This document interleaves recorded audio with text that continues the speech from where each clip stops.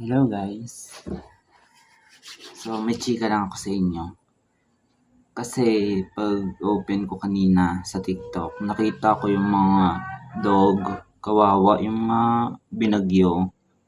Diyos ko, kaya sabi ko, ayoko muna ngayon mag-TikTok kasi lahat ng dumadaan sa newsfeed ko, nakakaiyak.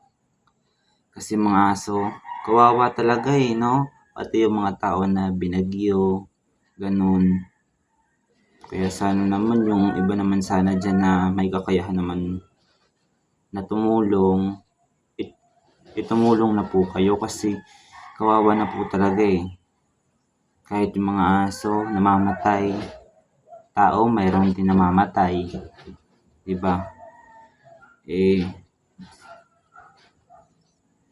May tumutulong ba talaga sa mga binagyo? Kasi parang wala naman 'di ba? Kawawa yung mga tao na binagyo. Hindi lang mga tao yung napipinsala pati yung mga hayop, katulad ng mga aso. So may aso ako pero mahal na mahal ko yun. Kahit anong mangyari, hindi ko pinapabayaan yan. Pero yung mga napapanood ko, Diyos ko, yung aso, kawawa. Inaanod yung mga aso, mga pusa. Wala man nang nagliligtas sa kanila. Yung mga hayop parang tao din yan Kasi yan yung nakasama natin. Kaya sana naman wag nating papabayaan yung mga ganyang hayop. Kawawa. Promise.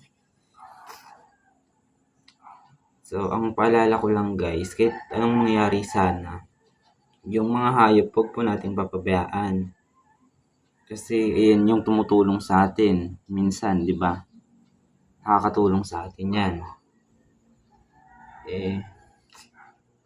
Ayoko manood sa TikTok talaga muna kasi sabi ko, Diyos ko, yung mga aso talaga yung kinakaawaan ko Yung may umaakyat sa bubong para lang makaligtas. Ganun. So, ayun lang. Paalala ko lang naman yun para maisip nyo na yung mga hayop dapat hindi pinapabayaan yan kahit anong mangyari, di ba? So, kung kayang lumigtas ng tao, pati yung naman yung mga hayop, damay na rin. Kasi parang tao din yan sila Diba? Good. Okay na, bye.